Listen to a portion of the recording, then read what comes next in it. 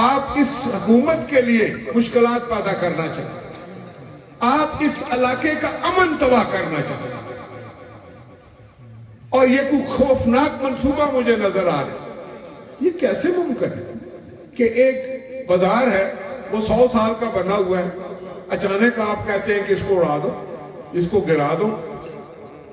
اگر کسی شخص نے، ابھی ایک بھائی صاحب نے بڑی خوبصورت بات کی تھی، وہ کہتے ہیں کہ یہ جتنی ایکسپریس وے ہے آپ کی، اس پر کوئی ایک بلڈنگ بھی خلاف قانون نہیں۔ قانون کس کے لیے بنے؟ لوگوں کے لیے، عوام کے لیے۔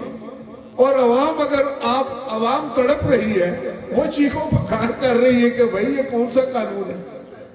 ایک سڑک پر آپ 3 قانون لاگو کر رہے ہیں کہ یہاں تک تو ایک قانون ہوگا، اس کے بعد یہاں تک دوسرا قانون ہوگا، پھر تیسرا قانون ہوگا۔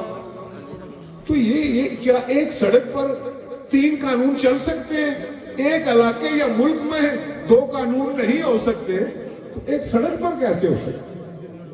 میں سمجھتا ہوں کہ یہ جس کسی کا بھی یہ خیال تھا، یہ اس نے خاکہ بنایا، یہ قانون بنانے کی کوشش کی، اس نے اس علاقے کے عوام کے ساتھ تو دشمنی کی ہوگی، لیکن میں سمجھتا ہوں یہ پاکستان کے ساتھ دشمنی بڑی، صرف ساری دنیا کے لوگ یہاں آتے ہیں، اور یہ ہمارا وہ مقام ہے جو ہمارے لیے ایک صحت افزا مقام، ایک خوبصورت آب و ہوا والا مقام، ٹورزم آتا ہے، لوگ یہاں آتے ہیں۔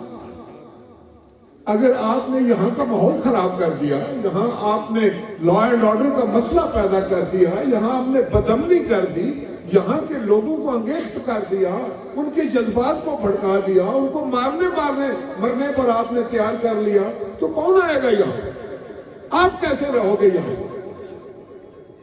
تو سب سے زیادہ ضروری بات جو ہے، ہر قانون سے زیادہ ضروری بات جو ہے، وہ امن و امان، وہ اس علاقے میں امن قائم کرنا جو ہے۔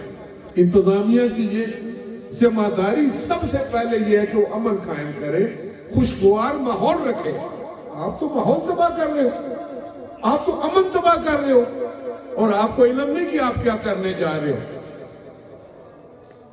میں صرف تساں نال یہ آج گل کرنا آیا سا کہ تساں تے اساں کو مختلف دو علیحدہ لوگ نہیں ہیں، اساں سارے ایک انشاءاللہ تعالی۔